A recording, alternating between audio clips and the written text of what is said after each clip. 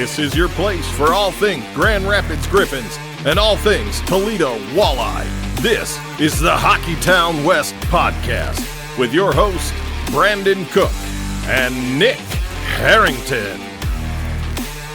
And welcome back to the Hockeytown West podcast, your source for everything Grand Rapids Griffins and Toledo Walleye hockey. I am one of your hosts, Brandon. And I'm Travis. Wait, Nick's still not here, but I guess I'm still doing his duties.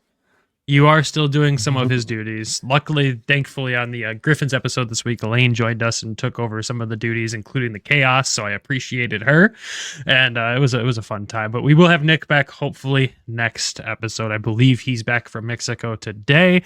Let him get acclimated back to home life, and we'll have him back on. I believe he's covering the Griffins game for us tomorrow on Twitter. So thank you, Nick. Welcome back. Get back to work right away. But we have missed him. It will be nice to have him back for sure. But Agreed. To get started, man, how you doing? Better this evening than this morning. Yeah, what did you do this morning, dude? Well, I went hunting, and apparently the mosquitoes are still alive, which baffles me because we've had a couple frosts, like not hard frost, but like it's been cold, and I was getting ate alive, and all of a sudden my lip just starts to blow up like a balloon, and I'm like, what is going on? And next thing I know, like, I could just feel it. Like it was numb, and I'm not allergic to anything, but I'm all of a sudden having an allergic reaction. So I like pack up, start walking out, and I get to the truck and my lip is just like a balloon, like a full on, like you've seen the pictures. Like it was a balloon. And I went home and changed. My mom convinced me I was just going to go with Benadryl, but my mom convinced me to go get it looked at just to be safe. So I went. Good move. So I went and got it looked at, and they gave me like 4 pills at the urgent care. It was like a step up from Benadryl and a couple other things. And like, as soon as I took it, like 2 minutes later, I could start to feel it like starting to like the air was coming out of the bubble. Yeah. And now we're back to somewhat normal. My dad even texted me, he goes, "Man, you're going to look hilarious whenever you got to record next." I was like, hopefully it's gone by then. Yeah, I'm glad it is gone because I don't think I could have looked at you with a straight face. It did look like you got socked right in the mouth there. Oh. And yeah, I'm glad it's better. I'm glad it wasn't anything serious or anything terribly wrong. That is a positive. We need you around here because one, we need you boots on the ground in Toledo. I can't make that drive every week. They're playing at home. And two, we just need you around in general. Obviously, you got to keep us on track here. So with that, though, we will talk about first in this show, because this is our Walleye weekly update. This is what the second show of the week is always devoted to. It's 100% focused on the Toledo Walleye. If you're new here, welcome. And we'll dive in here. We got to talk about Friday first, the home opener, which thankfully I was able to make the trip down to T-Town. I always love making that trip, and it was an extra special trip for the two of us because we got to do something that we haven't done down there yet. Yeah, that was an experience. Like I just got chills again thinking about how cool that was. For the Walleye to, give us like a media credential basically to go behind the scenes post game, talk to 2 of the players and Pat. Like that was just an unbelievable experience. Like I almost had to pinch myself like when we picked up our like passes, because like you already have yours and Nick has his for NGR. So I was like, it's kind of like that, like, holy crap, this is actually going to happen, like, moment. And it was just really cool. I can't thank them enough. Can't thank the fans enough. Without them, this isn't possible. The team, their media department, I mean, the love that they showed us for doing what we do was, I wasn't really prepared to hear that, but man, was it like a reassurance of like, okay, like, I guess we're doing something right. Yeah, I mean, we're just fans that started this and sit behind a microphone and we don't know what we're talking about. I mean, Travis knows. He's got the coaching mentality over there, as we've learned over the past few weeks here. But yeah, we started this not knowing what we're doing, and here we are. And it's nothing that we take lightly. We take it very seriously. When we approach that aspect of it, we'll always do right by the team and right by the players and right by the fans. But yeah, honestly, like Travis said, thank you to everyone. Like I'm at a loss for words when it comes to this. I'm just glad that you get to be a part of that media experience in some way, because I know Nick and I both were like, dang, it really sucks that Travis can't be up here in Grand Rapids doing this. But to be able to do it for your hometown team that you've watched since you were a kid, I know exactly how you feel, man. It's weird. And most people look at that as like it's nothing. And sure, it might be nothing to some, but to us as fans of these teams for our entire life, it's a freaking cool experience, no matter which way you look at it for us. Yeah, it was just like, I honestly got so wrapped up into it. Like Kels had to like push me and she's like, "Hey, there's 2 minutes left. You're supposed to be standing downstairs." I was like, "Oh shit." like I had to haul across the whole building. And I met you guys down there and it was just like, wow, this is actually like surreal. And like we didn't even get to see the end of the game. Like we did miss the end of it, but that's okay. It's worth it in those experiences. We'll have to work that out to where you can get down there quick enough. I just know getting through a packed Huntington Center is not the easiest task sometimes. So we definitely gave ourselves time to make sure we didn't show up late for our first time. Yeah, I think like, I don't know what your favorite part was. Like the funniest part, I don't know if it was Pat walking up like, "Hey boys," or if it was Hawkins looking at us like, "What are these two clowns doing down here? Like, are you serious?" 100% that one for me. It was just that look on his face of like, huh? Really? And we have been talking with him off to the side. Hawk's a great friend of the show at this point, and hopefully is soon to be returning guest on the show. We're working out details for that for you Toledo fans out there. We will have Brandon Hawkins back on the show here anytime now, honestly. It's probably within the next 3 weeks, I would say. But just as we've talked to him before and, being like, "Hey, well, let's make sure we catch up with you after the game or whatever." And, not knowing what we were going to be able to do. And then just him turning just be like, "Who let you fools down here?" But again, when we got to interview him and Pat like treated us like true professionals, came into the interviews and honestly for post-game interviews gave us more than most players and coaches would in a post-game interview. It wasn't all business. There was definitely some personality behind it. And I think that's what fans really like about what we're trying to do is we do get to bring that aspect out in the guys. Obviously it is a business. They got to go out there and win games and you can only approach media interviews a certain way sometimes, but at the same time, they definitely, put a little bit of the friend hat on when they talk to us and let their personality show. And it's always good for the fans to see who these guys really are. You know what I mean?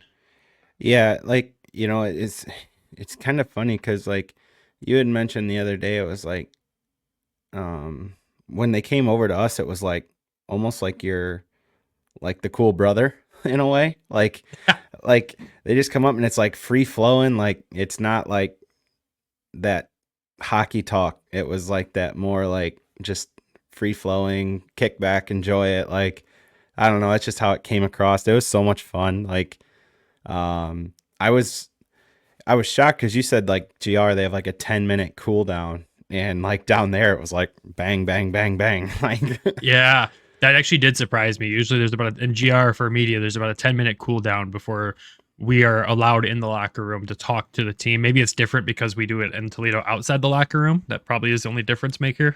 Could be. I know it is weird.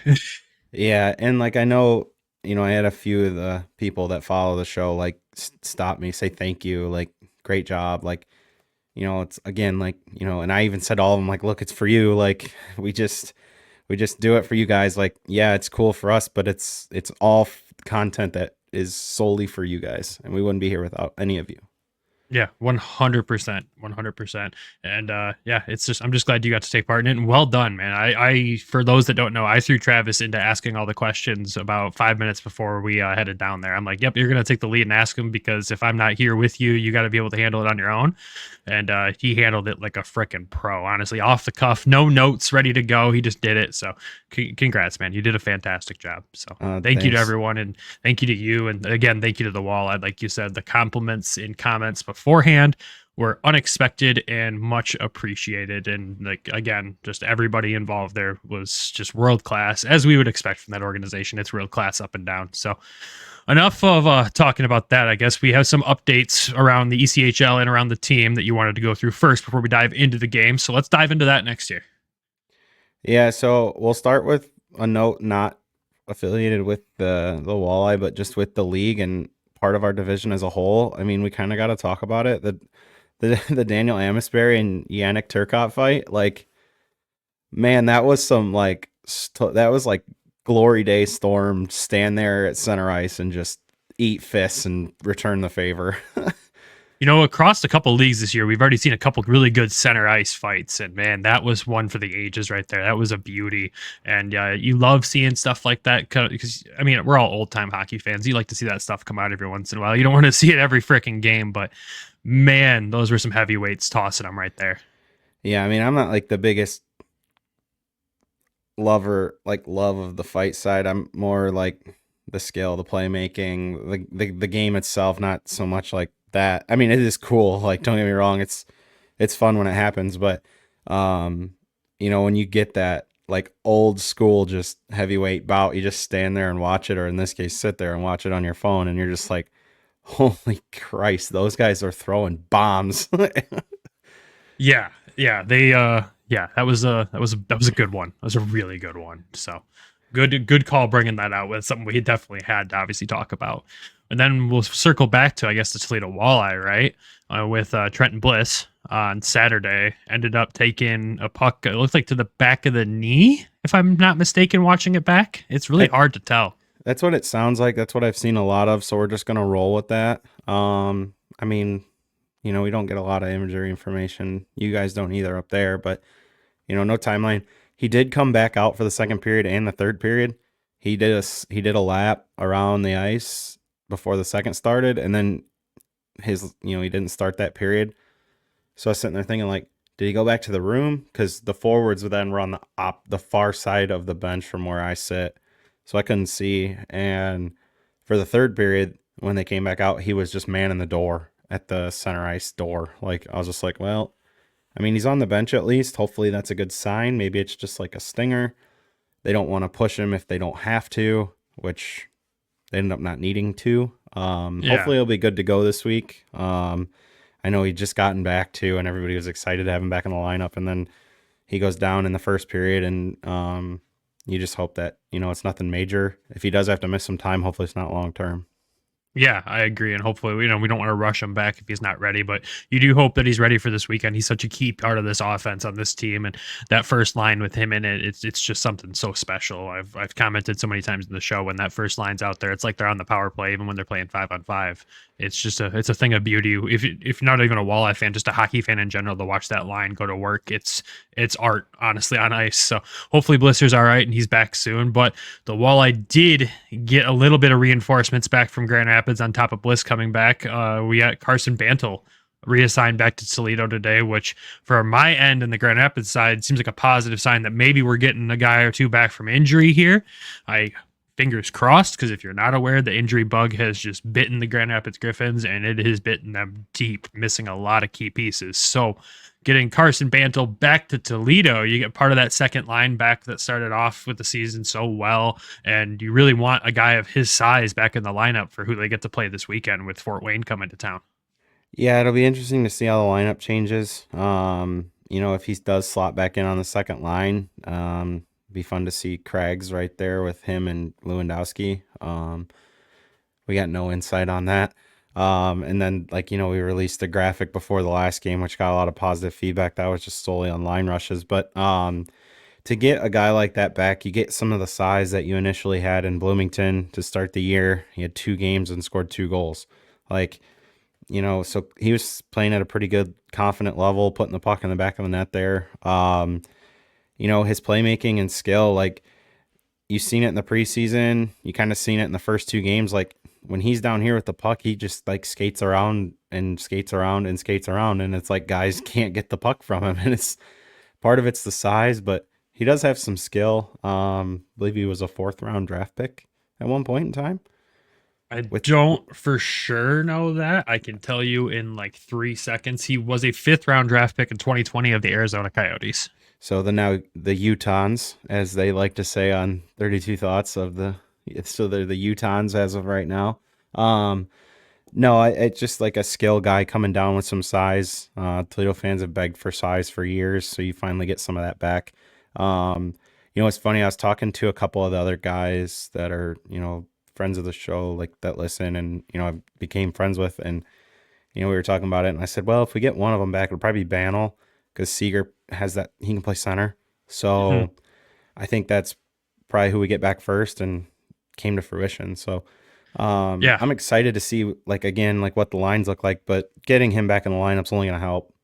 I mean, he only got to play 3 games with the Griffins. Seeger's played 4 so far. But what I've saw, because this is my first time really getting to watch Bantle outside of training camp and preseason, was the 3 games with the Griffins. I didn't get to watch the first 2 games of the season for the Walleye, really. And watching him play, like his play style definitely fits the Toledo image for what they want on the ice, like to a T. He's rough and tough. His forechecking is just no stop. There's no stop to his motor that he has when he's on the forecheck. So I'm really excited to see him back in this lineup. I think that's just going to produce a lot for this team. And hopefully, he gets right back on the scoring train down there. He didn't score in Grand Rapids. Seeger's been the one that actually got a goal with the Griffins so far, but hopefully Bantle can hop right back on that and produce some more offense for this team. Not that they really need more, but at the same time, it's always nice to have. I just think as a whole, it's going to spread the lineup out even more, but we'll see where that goes on Friday and Saturday and Sunday. 3-3 this weekend. Yeah, it's going to be exciting. We'll talk more about that near the end of the episode here. And then the last piece for lineup stuff, too. Obviously, as of right now, Carter Gylander is still with Toledo. Nothing has changed there. So that's a positive for Walleye fans to get him back and not have him going back and forth. It does seem like he's going to be the guy yo-yoing back and forth between Detroit and Toledo the most right now, just with the crazy goalie situation. But it is at least good to see him seated there right now, and hopefully that's how it stays for the weekend, because with a 3-3, if he's with the Griffins this weekend, you'd got to think that you're going to finally see Gage Alexander play a game, if that is the case, if Gylander's in Grand Rapids. I wonder if they give, like last year, if they gave Rafferty a rental, and this year Gylander gets a rental, like a rental car. You got to think so, man. Like, they're putting the miles on their vehicles. Like, you could almost kind of see it coming. Like when he was reassigned Saturday to Toledo, he played, and then we knew Griffins were in Cleveland. Huso wasn't ready yet, so why have him travel with the team when Gylander's only like an hour away, or an hour and 20 minutes, like an hour and a half or so? It's like just he can make the trip over quick, come back, and he'll be with the team. The guy that I feel the worst for is Alexander. Like, we think we said last night when we recorded, it's like, he is alive. He is a person. He's real. Like, we seen him leaving. They had chicken and rice after that game. He said that out loud. So he is a real human. He is here. We can assure you all of that. He is huge. And he is very tall. Yes. Yeah, I mean, you just feel bad for the kid being a goaltender, like, obviously in this situation in the organization. He was dealt here in a trade, and he's just not seeing any ice time, and you do feel bad for that situation.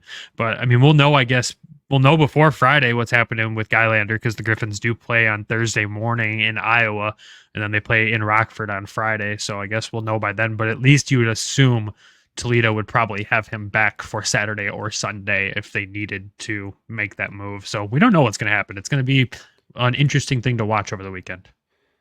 I think the biggest thing is just like, can we just leave him in one spot and keep him comfortable? Because, like, he's played twice on days where he's been reassigned, and both days he's given up 4 goals.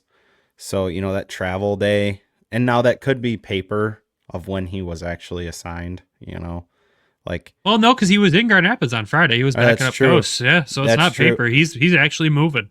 Yeah, that's true. I had forgotten that, but so that's twice now that he's played on days where he was assigned and it was a rough go for him, and you've seen like the potential that he has when he is with the team, travels with the team, gets proper travel day, proper rest day. Like, you've seen the potentials there. Like, his save percentage isn't great in Toledo right now, but it's one outlier. Like, yeah, you know what I mean? And it just takes that one off night, but I'm not concerned at all because we've seen it at both levels. He's good. Like, you can't take those 2 games and say, like, oh, is he going to be a wishy-washy goalie? No, this kid's good. His athleticism's off the charts. Like, I'm really excited to see once things finally settle, when he can finally settle into place and be comfortable, like you said. I'm really excited to see what he's going to produce this year, because between him and Bednar, I think Toledo's got a 1-2 punch in net at this point, as long as he can stay comfortable and not be getting tossed around and have to drive up 96 to Grand Rapids and drive back down to Toledo once a week, let them settle in somewhere. So hopefully that's the way this goes. Hopefully for Griffins fans, Husso's back. I know we all want to see him back in net and, split that time with Coase, and just hopefully Gylander can settle in. That's all we can hope for. But I think that's all the updates we have overall. Let's dive into the first game of the weekend, Friday's game, where I at least got to be in the building finally. God, it's so good to be in that Huntington Center, man. And when that place is rocking like that, there's no place in hockey I'd rather be, honestly. And that place was rocking for the home opener. Absolute blast down there for all of us. Quick rundown of how the game went here. So the Walleye ended up winning this one 3-2 over Wheeling, and this was just a back and forth, all over the place game at the beginning. As what did Pat say to us? It was just some overzealous offensive, defensive mistakes that probably led to these first 2 Wheeling goals. Just a missed assignment here and there, and it's what happened. So Wheeling kicks off the scoring, and 5 minutes into the first, with Lindgren getting his first of the season, followed up about 6 minutes later with Royale. I'm going to say is his last name. Probably said it wrong. Getting his first of the season. But luckily for us on the power play here at the very last minute in the last 29 seconds of the first period, Brandon Hawkins gets the fish back in the game with his second of the season from Lewandowski and Smerik. An absolutely beautiful goal. Great plays made by everybody, including Lewandowski and Smerik on this one. Things you just love to see up and down the board for the Walleye. Coming to the second period, 10 minutes in, Sam Craggs finally breaks the ice for his season, gets the first of the season for him, and you could tell that felt good when that puck hit the back of the net for that guy. He was wanting that one. Keenan and Nodler got the assists on that. It's good to see Nodler continue to produce in this team too, since he's been a late addition. I do like him on this team. We'll talk more about him a little later, but that wasn't all the scoring there. Of course, on the power play in the second period there at the 19-minute, 13-second mark, Brandon Hawkins with an absolute rocket, with a great win on the faceoff from Lewandowski and a great quick pass by Smerik, gets it to Hawk, and he blasts it past the goaltender, and that's all she wrote for scoring in this game. The Walleye win it 3-2. Bednar stops 28 of 30, was absolutely phenomenal in this game, and the Walleye did outshoot Wheeling 35-30 in this game. Walleye go 2 for 4 on the power play. That's more like it. That's what we like to see, and they go a nice 2 for 2 on the penalty kill. There was even a penalty shot in this game. It kind of had everything. Tyler Spezia got a penalty shot. It didn't go in, obviously, but it was a nice little nifty move. I was hoping he would be able to pull off something a little more with it. If he would have netted that roof would have gone off the building at that point. There's no way it wouldn't have. You could feel it, the anticipation building, and as soon as he was skating in, I'm like, this place is going to explode if he scores this goal, because it would have been his first one in the Huntington Center since his return. Yeah, it would have. It would have just felt, the roof would have fell out. It would have been just nuts. Like, I just can't even put the words together what would have been like. He was just like, I said to my buddy Brian, who sits behind me after he didn't score, I was like, the penalty shot's cool, but sometimes I think you just wish you had the power play at the same time. Especially on this team, my God. Yeah. I mean, and it doesn't matter who has the puck. Like, if you don't score, it's like, now you kind of lose some of momentum, but if you score, you get to keep it, to where, like, if a power play, if you don't score, a lot of times if you generate enough momentum on the power play, sometimes you keep the puck at 5-on-5 and it still looks like a power play for multiple seconds, sometimes minutes. But he tried to go forehand back in between the legs, just didn't slide it through there. It was a great game. The Hawkins second goal was unreal. That was just a world-class shot. I've said it for years. His shot compares with NHL level shots. I bet if you put him in the shooting competition in the All-Star game of the NHL, he wouldn't look out of place at all. Even his first goal, like, he had so much time and space from where he was at. Like, I don't think the puck left the ice. Like, he just, like, blew it between the goalie's legs. And then the Craggs goal, picking up the loose change in front, just making a short little backhand forehand move and finds the back of the net. So good game all around. Like, after the first period, Zach came up to us, he goes, well, what do you think? I said, what do you mean? They're playing fine. He's like, well, they're down. Yeah. I'm like, yeah, but they had chances early. It could have easily been 2-2 5 minutes in. Dude, they came out of the gate hot in this game. Like, that pressure for about the first 10 minutes of the game was fantastic. That was unreal. Like, they just never gave up. There was so many scoring chances that they had, where Wheeling's goaltender definitely kept this game a lot closer than it could have been. And with the pressure, and then that sustained pressure came out as soon as after they came out in the second period too. You know, Hawk gets that one late in the first, and I think that's what helped get that pressure going. And it was just all Walleye from there. Wheeling could not solve this team. They couldn't break through the neutral zone. Everything Toledo was doing after that first period was perfect. Yeah, it seemed like they just suffocated them once they got on top of them. Like once they got the lead, it just felt like they just like Wheeling could not do anything really. It felt like until the very end, obviously when we couldn't even watch the game, like they almost tied it late. But I credit that to the defense. Like, for a team that plays this well offensively, you're still gonna have to play responsible defense. And like Pat said, like their 2 goals were just over aggressive defensively that kind of led to some chances and they made the most of it. But and he even liked the start too. He said, like, we came out, we just didn't score basically. I thought as a whole they played a great game. And then to carry it into the next night, to get that first win at home, it just gives you that momentum. And you've seen right away in the second game what happened. Yeah, exactly. Before we jump to the second game, though, I do want to hit on 2 other points with this first game that we don't have in the note here. First, it was a history-making game. Obviously, Brandon Hawkins now becomes the all-time leading goal scorer for the Toledo Walleye with those 2 goals that night. So congratulations to him. Obviously, a record we knew he was going to get this season, and we knew at some point in his career he'd probably have that record too. The guy's a goal-scoring machine, but he's a Toledo legend in the making, but he's kind of already cemented his place as a legend in that town. But just overall, congrats to him. He deserves all the accolades. He's an incredibly hard worker, and again, has the NHL caliber shot that is just so entertaining to watch at this level. Every time that puck's on his stick, you're like, he could shoot this and it could go in, no matter where he's at on the ice. For those that just listen to us and only watch the Griffins, watch a few Walleye games and just watch this guy play hockey. It's freaking unreal. Or just go look at his highlight reels on YouTube. Like, they're just stupid insane. How there's some of the goals that he scored in his career, and everyone knows exactly the goal I'm thinking of, where it's basically reverse Michigan from the front of the net. It's just the most mind-blowing thing I've ever seen happen on ice. I wish I could have seen it in person, but he does stuff like this every game. He shoots the puck from wherever. That puck's on his stick. The goalie doesn't know what's going to happen. Is he going to pass it? Is he going to shoot it? Because he will shoot from literally anywhere on the ice. Yeah, I'm waiting for a goal from the other side of center to happen. Like, it's going to happen. Like, honest to God, I'm just waiting for him to catch a goalie, like, sleeping just a tad. And it's so crazy how good his shot is. Like, but not only that, like, the person too, like, one of the most nicest human beings that you could ever talk to. Like, he'll give you the time of day to talk to you at any moment. Like, he jokes with us, and, he keeps it fun, keeps it light. Like, when after he gets done talking to Mark, he looks at us and goes, "No." Yeah. But, no, I mean, just a superhuman, super hockey player. And I can't explain how fortunate you should be able to watch this guy for a $20 ticket. Like, it's crazy. Yeah, and the other part I wanted to hit on, because I noticed it in the pregame introductions. Obviously, every player in that building gets a loud welcome. Oh, yeah.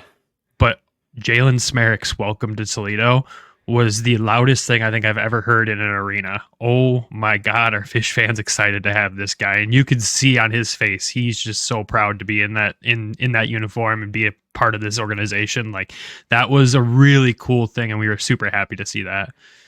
Yeah, it was loud too, even in the preseason game. Like, they gave him like a pretty good standing O, and like that night, like, Kels looked at me and she goes, "I'm so glad that they like are happy he's here." Like, obviously everybody can go back and document like what happened last year, and we're not going to go into it because there's no need. We moved on.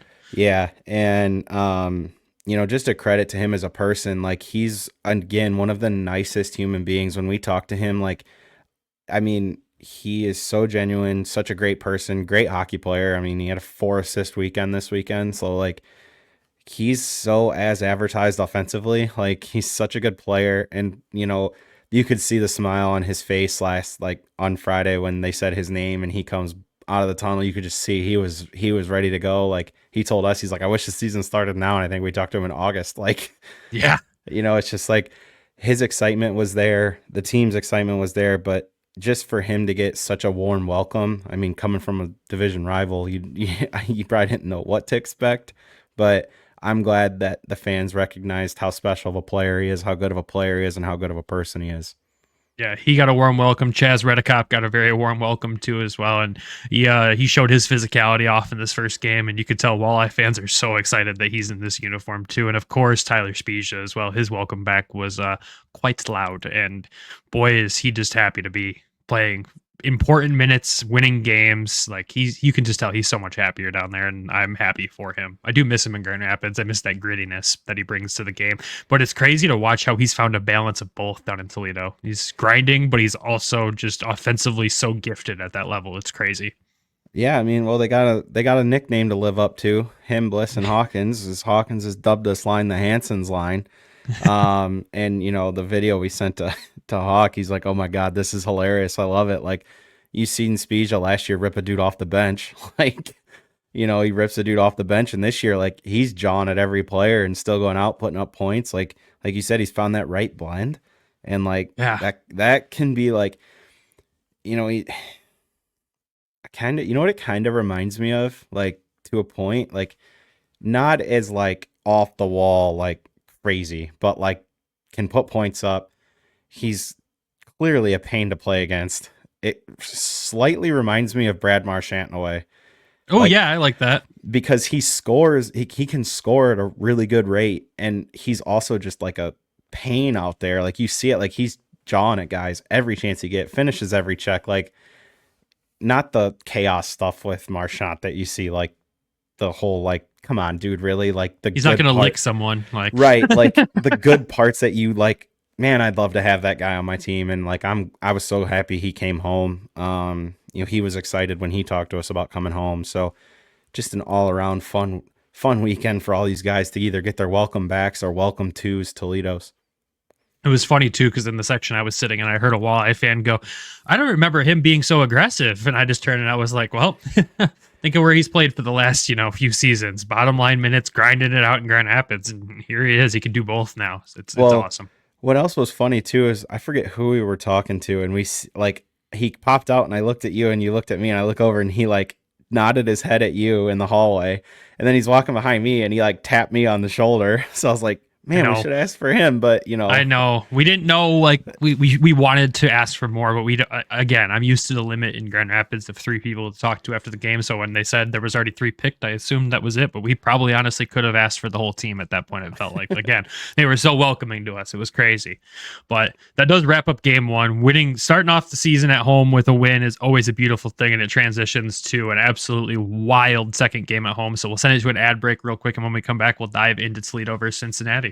The quest for the Stanley Cup starts now. The puck's dropping on the 24-25 season. Get in on all of the action at DraftKings Sportsbook, an official sports betting partner of the NHL. Super easy for the first timers to get started. Try betting on something simple like picking a team to win. Go to the DraftKings Sportsbook app, select your team, and place your first bet. With the Red Wings opening the season on Thursday, October 10th, the current line is Detroit Red Wings a -130 on the money line. Odds and lines are subject to change between now and then. And if you are new to DraftKings, listen up. New customers bet $5 to get $200 and bonus bets instantly. Download the DraftKings Sportsbook app now and use code THPN. That's code THPN for new customers to get $200 and bonus bets when you bet just $5. Only on DraftKings. The crown is yours. Gambling problem? Call 1-800-GAMBLER. In New York, call 778-HOPE-NY or text HOPE-NY 446-7369. In Connecticut, help is available for problem gambling. Call 888-789-7777 or visit ccpg.org. Please play responsibly. On behalf of Boot Hill Casino and Resort, Kansas. 21 plus age and eligibility varies by jurisdiction. Void in Ontario. Bonus bets expire 168 hours after issuance. For additional terms and responsible gaming restrictions, see dkng.co/ice. Copyright NHL 2024. All rights reserved. Hockey is in the air, and the throw of the game is bringing Griffin fans from all over the state to the Van Andel Arena. So when you're looking to get tickets, your number one choice should be Game Time. Game Time has a new feature called Game Time Picks that makes getting tickets to see your favorite teams play live even easier. Game Time Picks filters out the fluff to show you only incredible deals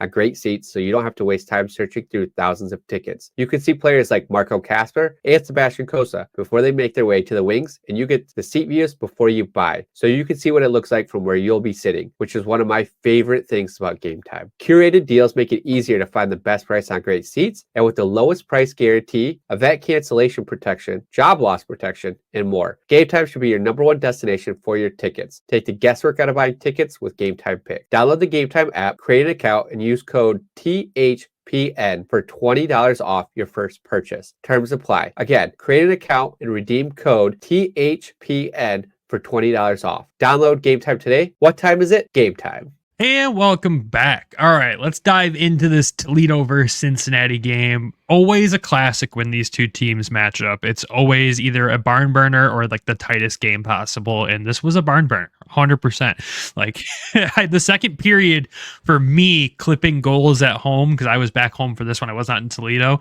but I'm sitting here begging on Twitter for a media break at this point because I couldn't keep up.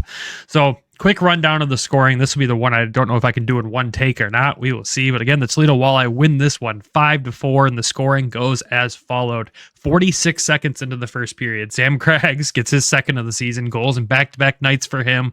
You know he was feeling good after that one, assisted by Brandon Hawkins and Jalen Smerrick. And then at the 8-minute, 15-second mark of the first, Bowden's for Cincinnati does tie the game. So you go into the second period tied. And here's where all hell breaks loose, honestly. 59 seconds into the second, Tyler Spezia gets his fifth of the season from Cruz and McCallion. And then a minute 49 into the second period, Keenan gets his first of the season from Gabriel and Sawyer. And then 3 minutes, 26 seconds into the second period, Bowlers from Cincinnati gets a goal. 5-minute, 40-second mark, Voigt from Cincinnati gets a goal. 12-minute, 59-second mark, Lewandowski gets his second of the season from Hawkins and Smerrick on the power play. And then, of course, at the 13-minute, 50-second mark of the period, Cincinnati ties the freaking game again with Sharp getting his second of the season. You go all the way into the third period at this point, 6 minutes, 51 seconds in. Gabriel gets his second of the season from Tyler Spezia and Lewandowski, and that's all they needed to win the game. Good God, that second period was just absurd. I can't wait to get your thoughts on that one overall.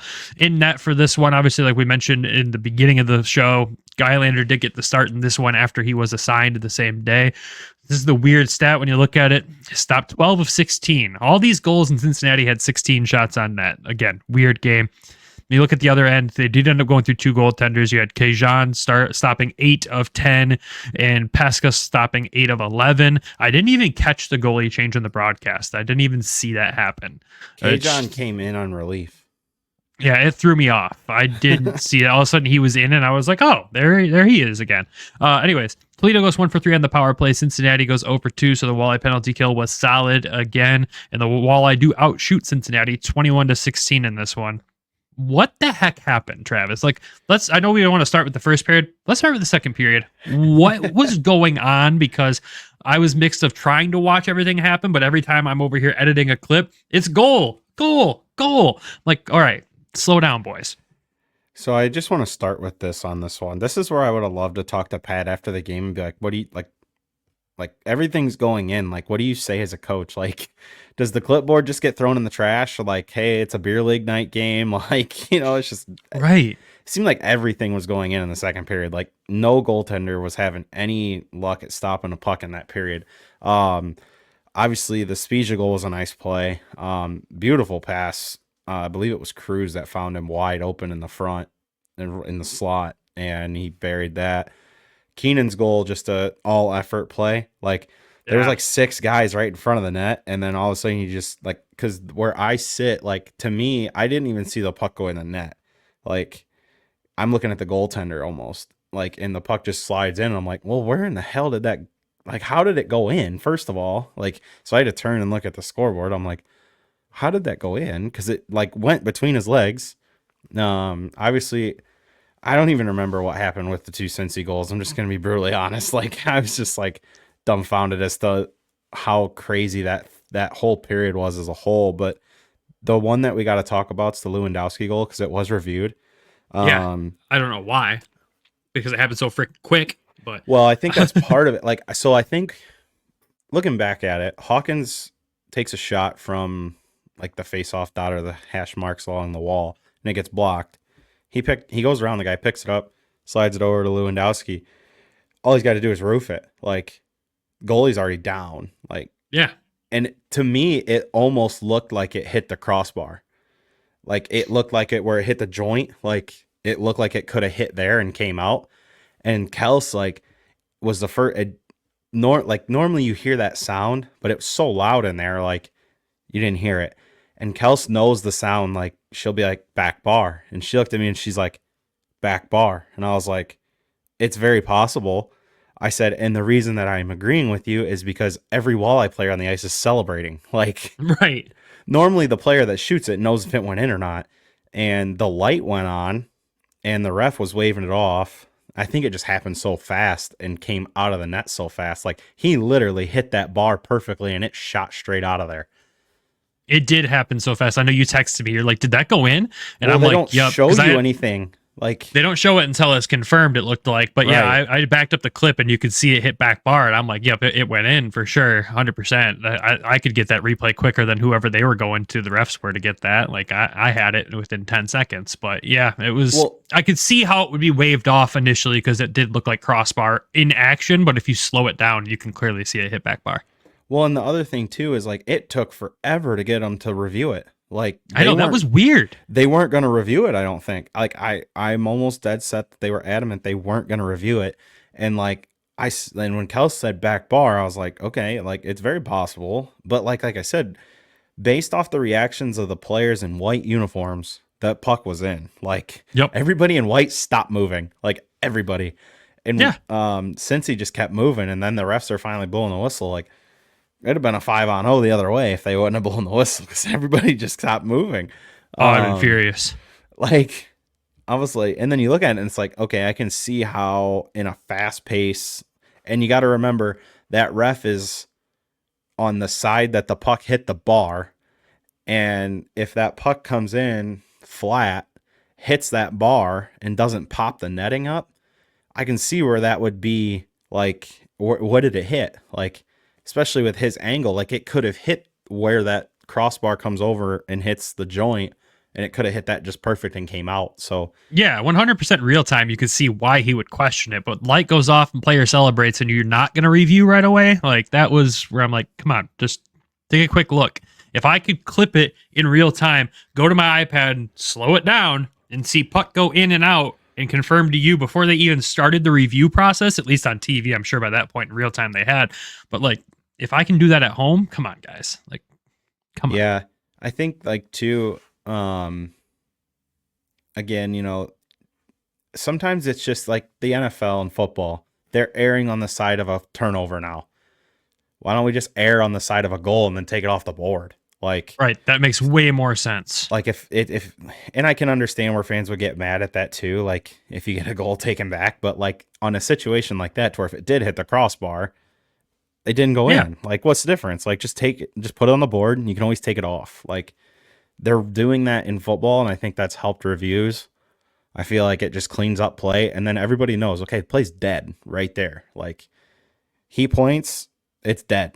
Not, Yeah. you got 4 guys going the other way with 1 defenseman. Right, exactly. We want to avoid that because that's just not. Yeah, let's just avoid that. Not that it mattered. I mean, Cincinnati tied the game up less than 50 seconds later, but you know, like it is what it is, I guess. But yeah, that was an interesting part of the night there, especially with it being a power play goal too. Like, you got to review it right away. Come on, guys. It was But such a good play all around. That it really was. Hawkins' pass to set that up was phenomenal. Yeah, and I mean, you got to look at I think it's Gabriel's goal as well too. Just an incredibly smart shot by Tyler Spezia He knew what to he shoot was for a doing. rebound, and Gabriel was able to just tap it in. It was such a great play overall by everybody on the ice. Yeah, I think so. That was like a partial breakaway, and Spezia like just was like, he had to have seen Gabriel flying up the ice, because literally he didn't shoot the puck all that hard. Like, he knew exactly what he was doing. And this is something that when I played youth hockey, our coaches always told us, like, hey, you know, if you got a guy streaking in that, shoot for the far pad.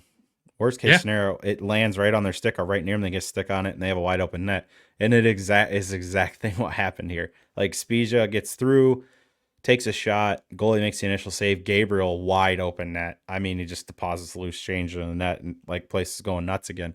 But the IQ of Tyler Spezia to just not rip it into the goaltender's chest, or like hold and wait, keep going, and then you kind of skate yourself out of position and try to pass it back to Gabriel on a one-timer play. Like, the IQ of, I'm gonna put this on net, I'm gonna keep it low, there'll be a rebound, maybe somebody coming will pick up a rebound, and that's exactly what happened. So that was all high hockey IQ play by Tyler Spezia. Yeah, it was a beautiful thing. And like you said, obviously, Walleye end up winning this one, start the season off 2-0 at home, move to 5-1-1 in the season, still leading the Central Division, albeit by 1 point by their opponent that's coming into town this weekend, which we'll talk about more later. And then currently sit second in the Western Conference as well. Quite ahead of the Idaho Steelheads. I think they lost some games since Toledo came to town. I don't know if it's like the Lions hangover with their opponents or this is the Toledo hangover. Who knows? But Idaho struggled a little bit after that. But yeah, Toledo still sits high up in the standings. Obviously, it's early in the season. They've only played 7 games. So talking about standings is kind of a waste of time in general, but we always like to update where it's at. But we do want to dive into some of the special team stuff, right? Yeah, just real quick. Last weekend, power play 3 for 7 for 42%. Penalty kill was a 4 for 4 for 100%. 142% in 2 games in your special teams play. Can't ask for much more than that. Like, holy criminy. And then your season totals, you're at 29.6 on the power play. If you keep that up over a 72 game season, you're probably looking at a top 3 power play in the league, maybe even the top power play in the league. Which we assumed at the beginning of the season, that's probably where they will end up this year. Right. And then their penalty kill sitting at a pretty good 80%. Obviously, you might want to see that closer to about 85, 88%, maybe to feel a little more comfortable. But their season total, they're at 109.6 if you add the two together. So some good special teams play. The thing that stuck out to me is how much more disciplined they were this weekend. Like we had talked about last weekend with all the penalties out in Idaho, like we were like, is it going to be addressed? Clearly it was addressed. Like, yes, they were much better disciplined in this game, or this weekend, I should say. Yeah. And then we're going to keep track of how many chilies they pass out this year. And as of right now, they're at 3 through 2 games. So Northwest Ohio, you take 8,300, double that, and then hand multiply it by 3. That's a lot of free chili for Wendy's between Southeast Michigan and Northwest Ohio. Gotta love that. Go get your free chilies. Yeah, it's gonna be a fun thing to track all season. I know Nick wanted to track where hot dogs landed last season in Grand Rapids, but that was a physically impossible thing to track. This is much more trackable. But now we want to dive in because we're 7 games into the season. Obviously, it's still very, very early here. We want to talk about some of the players specifically on this team, just overall thoughts so far. So, we'll start obviously with the man himself, Brandon Hawkins. 2 goals, 2 assists over the weekend. 6 game point streak also already 7 games into the season. And obviously, like we mentioned, set the Walleye franchise record for all-time leader in goals scored. And power play goals scored. And power play goals scored. Good God, of course. Just overall thoughts on Hawk so far this season. Obviously, it's just as expected, right? This is what you'd expect from him. We've already joked between each other that he's going to go on a tear this season and probably put up 100 points or more, obviously, this year. And I think he's well on pace to start that off. Yeah, and like Pat told us, he was kind of snake bit on the trip in Idaho. Like, imagine which is weird. If he wasn't snake bit, he'd probably have close to 20 points by now. Which is just crazy to think about. But he's such a good player. We talk about him almost weekly. You almost have to, because every weekend it seems like there's another highlight reel play by him. But just his shot so good. Just he's such a good hockey player. Like, we're truly blessed to have a talent like this want to play here, want to spend his later years of his career here. I mean, he's in his 30s now. But I could see him literally play till he's 40 with how much he loves the game of hockey. Like, what I mean? Like he's almost he's hitting another gear, like after 30. Like, it's just crazy. It's insane. Yeah. Like, the guy's so good. Like, he's such a good hockey player, such a good person. Friend of the show. I mean, whenever we see him, it's just constant laughing. Christ, we were talking about my beard, and he's like, he's like, every time I see you, you have that thing grown out, and it reminds me of all these movie characters. But just a great player, great human. He's a character, man. Great start to the season for him, as expected. Not like we're putting that pressure on him or anything, but it's exactly what you'd expect to see from him. But another guy, though, who's kind of surprised me to start the season already is going to be Mitchell Lewandowski. Sitting at 8 points in the 7 games on the season so far, at a 5 game point streak, 1 goal, 3 assists over the weekend. He's off to a hot start. Well, he was really good rookie year last year. I mean, see, he earned a call up late in the year with Cleveland last year. he's a really good hockey player. Was glad to see him stay. He was one that I was kind of worried might get an overseas deal, after having a good rookie year. But he's a true playmaker. He can really pass the puck. He's a really good passer, good facilitator of the puck. Just a good player. Obviously, you said 5-game point streak. He's driving that second line like, we kind of thought maybe was going to be the role he's in, and that's what he's doing right now, and he's driving that second line. Yeah, fantastic start to the season for him. Another guy, obviously Grant Gabriel, clutch over the weekend with the game-winning goal off 3 points in the 7 games so far this season for him. But for a defenseman to be producing like this, we didn't expect, him to be this clutch in the moments that he's been clutch. And I'm really liking what I'm seeing from his play defensively and offensively overall this season. Yeah, the funny thing with him is like his partner's the super offensive defenseman with Smerek, and he got Gabriel putting up points too early in the year. You like to see it, and I think he's got 2 goals and 1 assist so far. Yep. And obviously a game-winning goal Saturday. I feel like he's the jokester of the team. Like he's like the fun guy, just like he gives off that vibe of just a fun time. Like you see him out there, he's always smiling, he's always laughing. Like he just looks like he's just the guy that's always having fun. And that pair, I wasn't surprised. It's definitely they're working really well together, him and Smerek. And for Smerek too, like, he had a tough play in the Cincy game that I think back now, but he wasn't in the wrong for trying to do what he did. Like he broke up the play, but the guy just stuck with it. You're going to have that happens, but I think that pair, like if they can chip in that much offense, and between the two of them, if they're net positive, that's huge for the team. Yeah, exactly. The next guy that we have to be talking, his start has to be talked about, right? Obviously, Tyler Spezia has returned to Toledo, 7 games in, 8 points already, 5 goals, 3 assists, and a goal and an assist over this weekend. He's just off to an as expected start, but I didn't expect it to be this hot. Yeah, I didn't know what to expect either. Like, we talked about like how good he was for Toledo before he earned a contract with the Griffins and then was up there for a few years.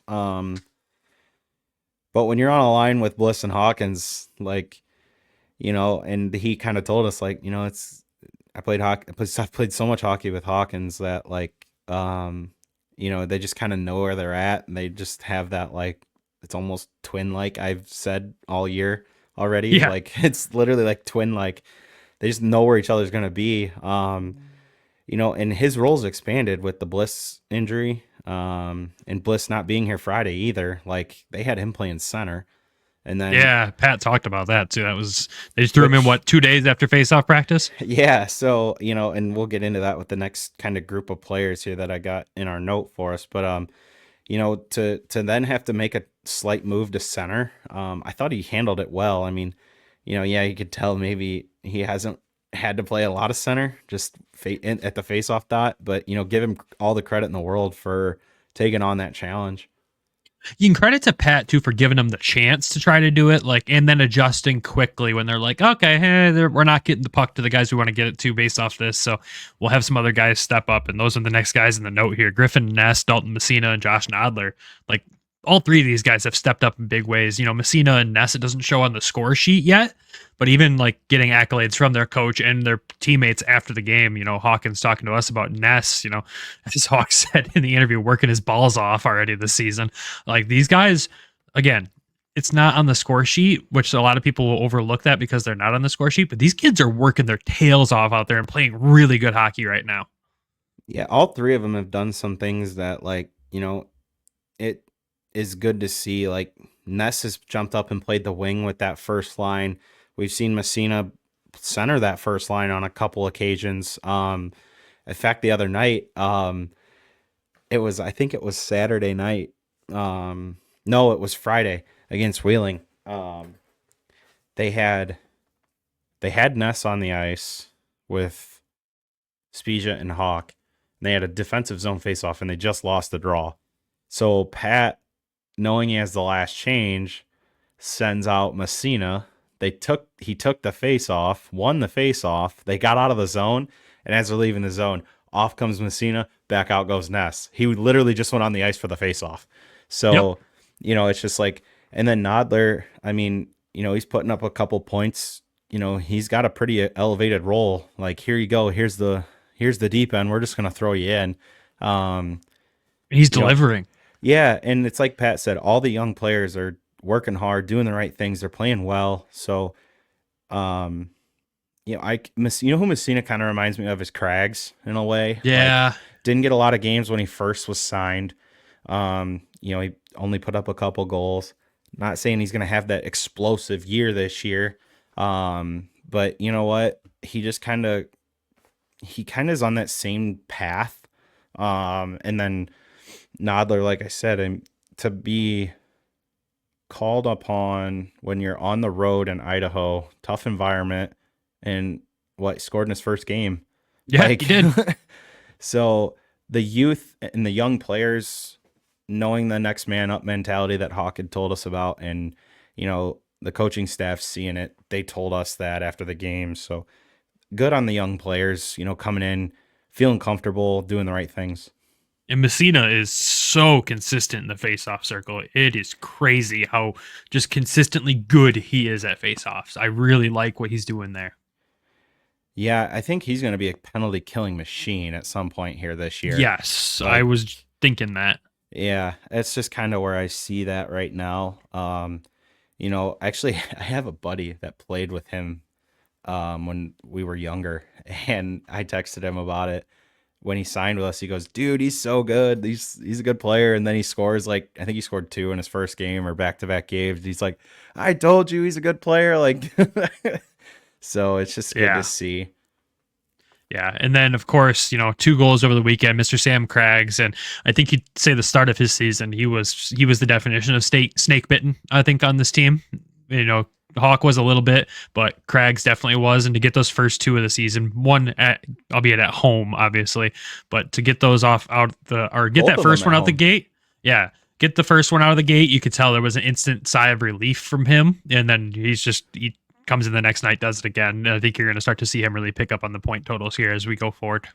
Yeah. I mean, he had 28 and 28 last year. So maybe he can get a 30-30 year this year at minimum. But, his first play was good awareness, pick up the puck in the slot, make a quick move, and then deposit that. But the second goal he scored, the first goal of the game on Saturday, I think he was the only one on the ice knew where the puck was. I think so. Similar to the Bliss goal in Idaho. Because he shot the puck and it hit the goaltender and it kind of just went to the bottom of the faceoff circle. I think the Cincy defenseman knew where it went, but there was no way he was going to catch him. He was flying. And then the goaltender, he had no clue. He didn't even move on the rebound. He's like, where was it? So, excuse me, I'm sorry. You're good.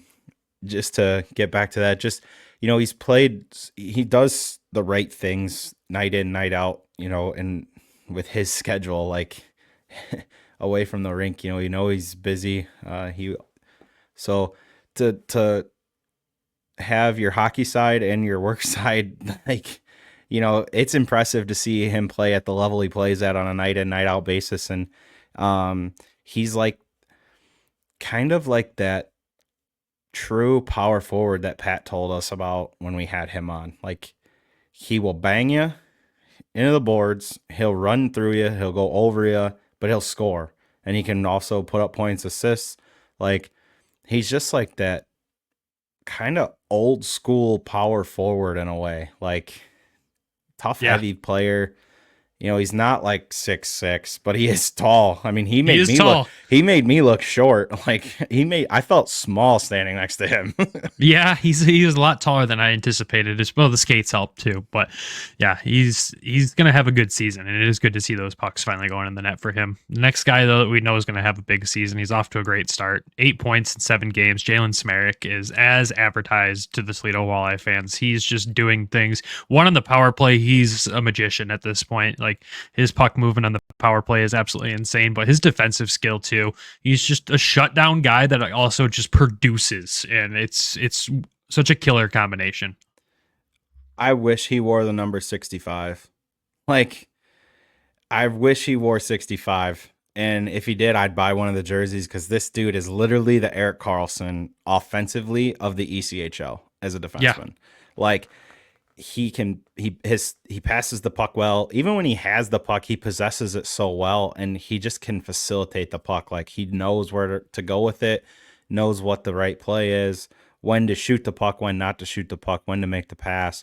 He just like reminds me so much of how Karlsson plays at the NHL level with how many points he's put up. I mean, Christ, Karlsson had a 100-point season a couple of years ago as a defenseman. Like, I wouldn't be shocked. Like, with the offense on this team, I wouldn't be shocked if Smerik puts up 80 points this year. Like, I wouldn't be surprised either. Honestly, over a point per game player. Like, he's going to run the power play. And like, somebody was like, they needed to replace the McCourt loss. I was like, well, they replaced it with a guy that offensively is probably more gifted than Riley was. You know, I would say so. It's no shade at Riley. Riley's a good player, but like, I think the power play, like, you see it just flows at a much different level when you have a guy like that on the back end at the top of the umbrella. He's so good offensively for a defenseman, but that's just kind of where I'm at with him. Yeah. Obviously great human. We talked to him. He was ready to go in August. So like, it's good to see him get off to a hot start. And I think he knew what his role was going to be when he signed. He could just anticipate what that was going to look like. And, like, power play specialist, like, this guy's so gifted. Yeah, 100%. I'm so thankful he's on this team. He's so much fun to watch. But the last, guy before we talk about the goalies here, Chaz Redekop, obviously he's not going to go out there and score 50 goals or put up 30 assists, right? He's not that defenseman. But what he brings to this team, one is his defensive ability to shut down guys is absolutely unreal. He's shutting down guys left and right. And his physicality, especially when you're playing at home, as soon as it starts to get a little quiet in that building, which is pretty rare, but if it does, he goes out there and throws a hit, and that place is on its feet, ready to go again. Like, he's the energy guy that this team needed on the physical side of the game.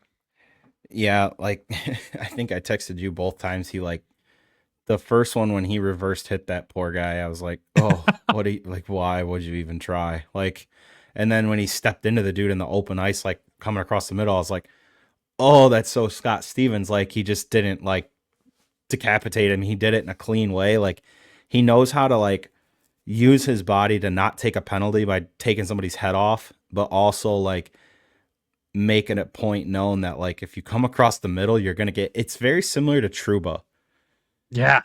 Like, it's very, like, I would say Chaz is without the elbow going up super high. Well, that, and I think he's a little more controlled. Like, Trouba, like, I just mean for the ass, like, the point being, like, Trouba, when he hits somebody, like, the place knows it and sees it and is about it if it's at the Garden. Like, same thing with Chaz. He hits somebody here, like, the Huntington Center's rocking, like you just said. So, it's, and he's a good defensive defenseman too. Like you said, he's probably going to put up like 50, 60 points. It's just like, that's not his role. Like, no. He knows what his role is. And like, he'll be a guy, like, look, if you do something, you're going to have to answer to him. I wouldn't want to. I wouldn't want to. I mean, it's definitely a very,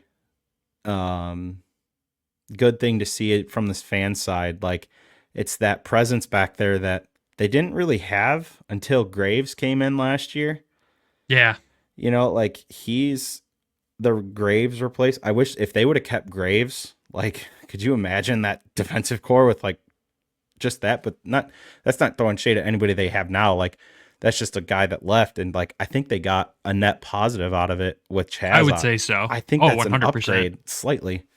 It's an upgrade because Graves brought the physical game, right? But there was defensive liability sometimes when he tried to play physical. It's like he was ready to go play the body, not the puck, and it sometimes put us in a situation we didn't want to be in. Chaz uses the physicality to his advantage at the right times. He knows when he can go out there and run around and do stupid stuff like that and get the place going. But he also has surprised me with knowing that now is not the time for this. I got to play defense. And if there's a scrum, he'll be the first guy to jump in there and start picking guys off people. But, he's playing his role the right way and not putting us in a bad situation. He's erasing everything that I might have been concerned about when I saw him come in after watching him in Kalamazoo last year, because he did a lot of that stuff in Kalamazoo, but he's found a way to do both very well in Toledo, and it's going to be very interesting to watch his return to Kalamazoo this upcoming weekend when they play them on Sunday. Yeah, that's going to be a lot of fun. I just look It's going to be a lot of fun. I just look at this team and like, look at how many like just leaders, like how much leadership's in that room. It's insane. Like there's a lot of voices in that room that like on any given night, I feel like you could, make a statement that like, okay, like, this is a former captain, this is a former assistant captain. Like there's almost not enough letters to go around, it feels like at points, but it's like, I think I talked to you over the weekend, like you almost don't sometimes, like there's so much leadership that like, guys aren't going to let things happen. Like it just feels like there's one goal in mind. They know what it is. They're playing as a team early. You like to see that. It feels like they've got a good vibe going already early in the season, starting off with the start they've had. You just hope that it continues. But as a whole, I just think, the additions that they brought in have really helped this team.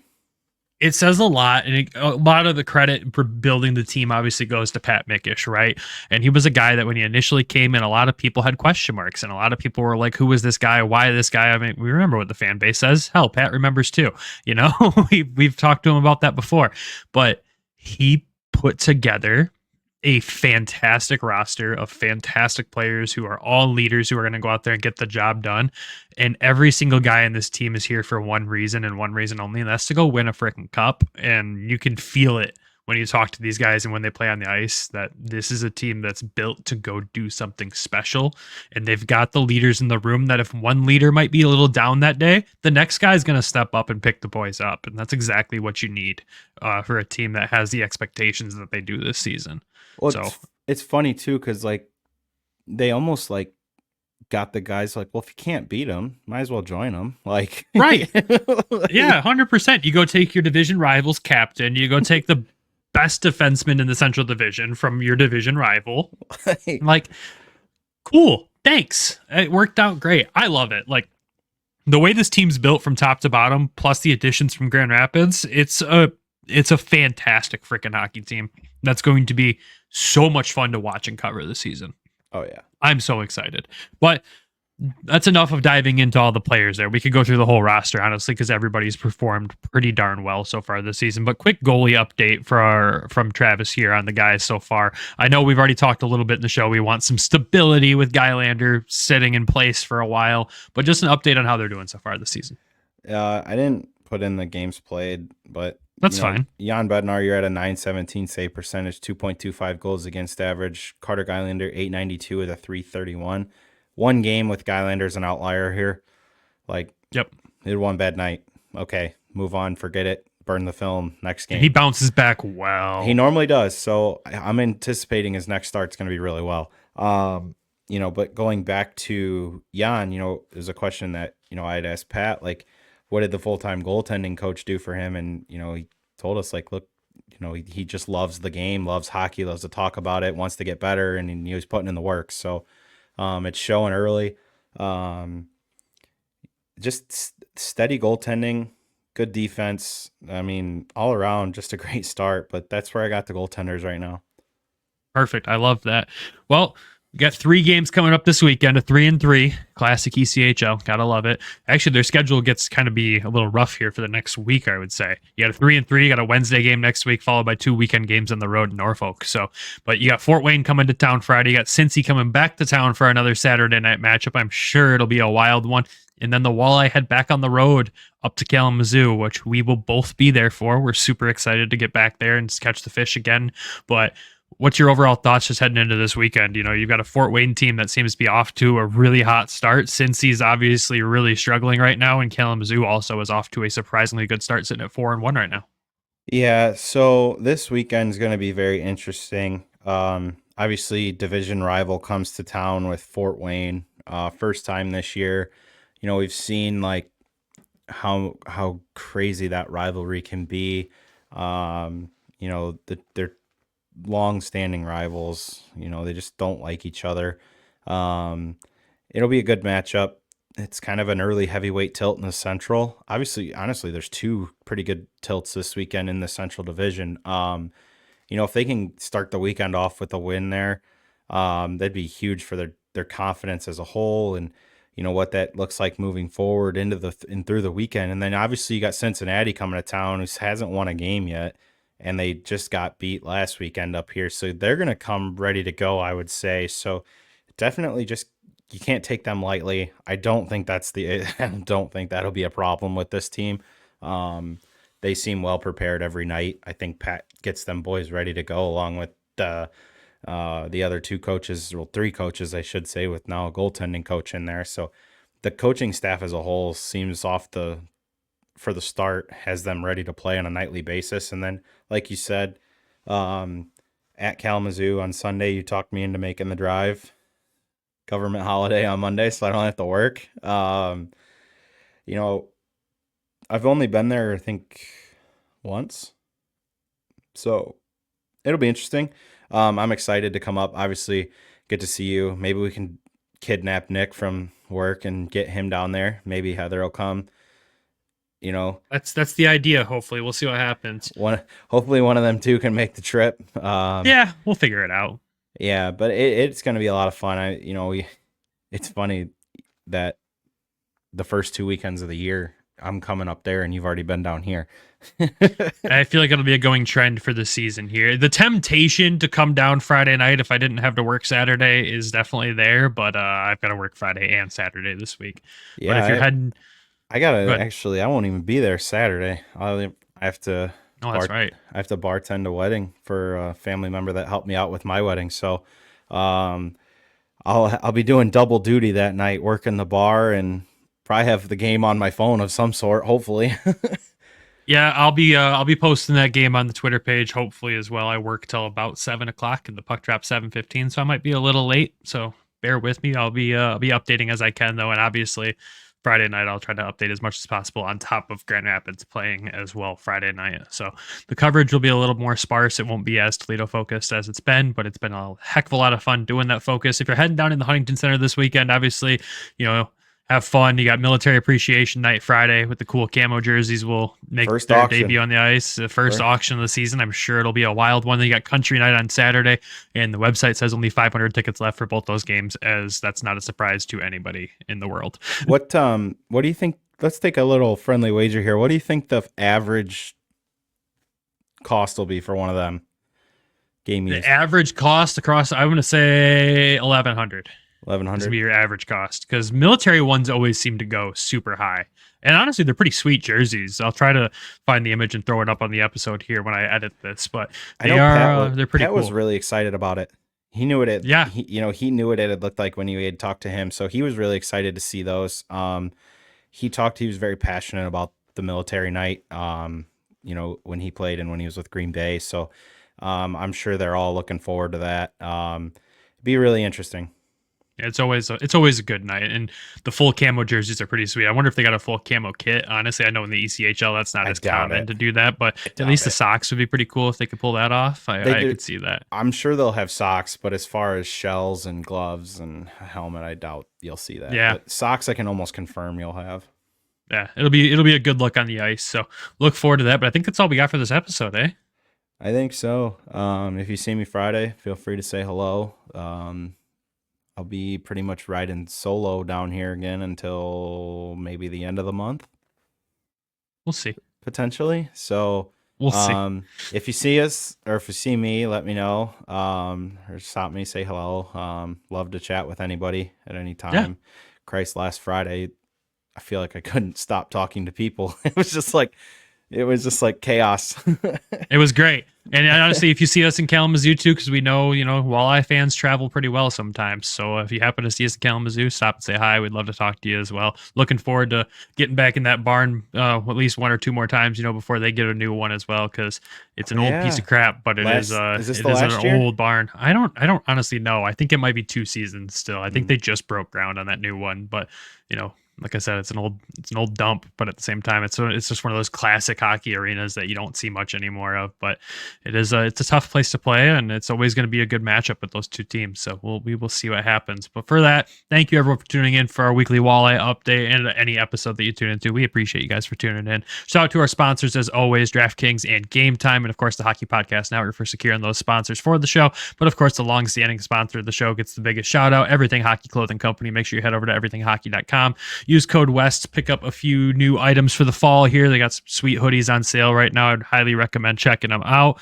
And of course, without the Patreon sponsors of the show would not be possible. Those are currently Alan, Lori, Derek, Randy, Michael, Elaine, new sponsor or new patron. Welcome, Elaine, and Griffin as well. Thank you for joining. 2 new people this week. Love the support. Appreciate you guys. And as always, head over to patreon.com/Hockeytown West Podcast. Check out the exclusive stuff you get over there. Unedited episodes. You get early access to know who we're going to talk to post game most of the time if we can get it out quick enough. And of course, any other extra bloopers and fun stuff we decided to put out there. I know we got to do a live stream this month for one of the away games for one of these teams. We will figure out who that's going to be and when that's going to be and try to share that with some notice on there, but would love to hang out with you guys, talk about hockey during the game. So head over there. Again, thank you everyone for the support. We appreciate it. With that, everybody have a fantastic rest of the week. And as always, go Griffins, go Walleye. My last time doing it. Love you. Bye.